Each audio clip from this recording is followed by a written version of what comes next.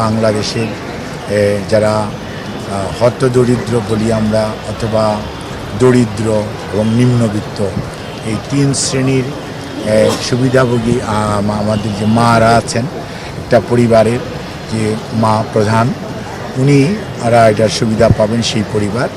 এবং এর মাধ্যমে আমরা মনে করি যে নারীর ক্ষমতায়ন এবং নারীকে অর্থনৈতিকভাবে স্বাবলম্বী করে গড়ে তোলা, এবং নারী যদি অর্থনৈতিকভাবে স্বাবলম্বী হয়, একটি পরিবার স্বাবলম্বী হবে এবং আগামী প্রজন্মের থেকে স্বাবলম্বী হবে বলে আমরা বিশ্বাস করি।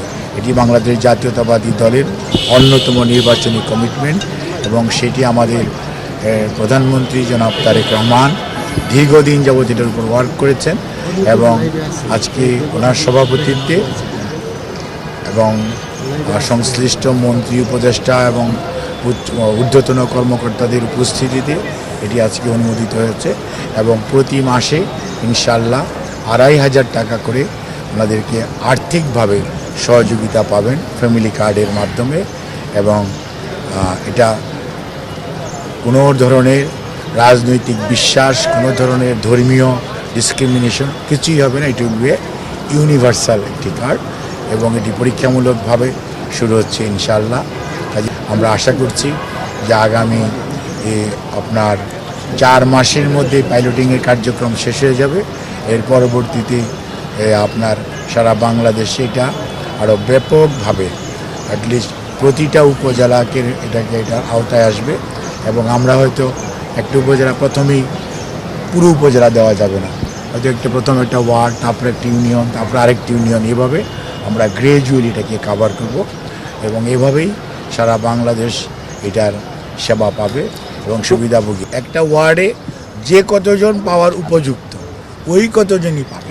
যাদেরকে বাছাই করা হচ্ছে, সেই বাছাইটা কারা করছেন, প্রক্রিয়াটা কি? বাছাই করা হচ্ছে না, ইনফরমেশন কালেক্ট করা হচ্ছে প্রত্যেক ডোর টু ডোর স্টেপস অ্যাপ্রোচের মাধ্যমে। কোনো অবস্থাতে ঘরে বসে কোনো বাছাই হবে না, বাছাই হবে ফিল্ড লেভেল থেকে। একটা ইনফরমেশন কালেকশন করা হবে এবং কাউকে ডিসক্রিমিনেট করা হবে না, কাউকে বাদ দেওয়া হবে না। কাজেই এটার মধ্যে কোনো গোয়েন্দা কোনো দলীয় এবং কোনো ধরনের ইনভলভমেন্ট নাই। এখানে প্রোগ্রামটা রাজনৈতিক, কর্মসূচি বাস্তবায়ন করবে সরকার, এবং সরকারি কর্মকর্তা কর্মচারী উপজেলা পর্যায়ে এই ইউনিয়ন নেতৃত্বে আমাদের বিভিন্ন কর্মকর্তারা আছেন, তাদের নেতৃত্বে কমিটি থাকবে। ইউনিয়ন পর্যায়ে আমাদের বিভিন্ন ডিপার্টমেন্টের সরকারি কর্মচারীরা আছেন, তাদের নেতৃত্বে কমিটি থাকবে। ওয়ার্ড পর্যায়ে আমাদের বিভিন্ন পর্যায়ের সরকারি কর্মচারীরা আছেন, তাদের নেতৃত্বে কমিটি থাকবে।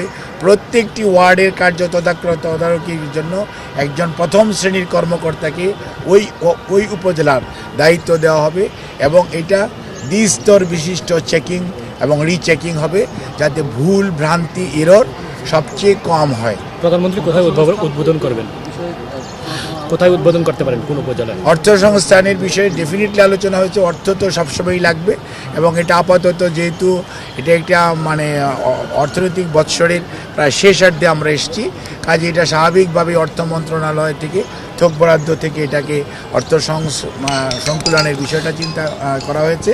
পরবর্তীতে আগামী বছর থেকে এটা রেগুলার বাজেট থেকে এটা করা হবে, এবং মাননীয় প্রধানমন্ত্রী ইনশাআল্লাহ এটা উদ্বোধন করবেন।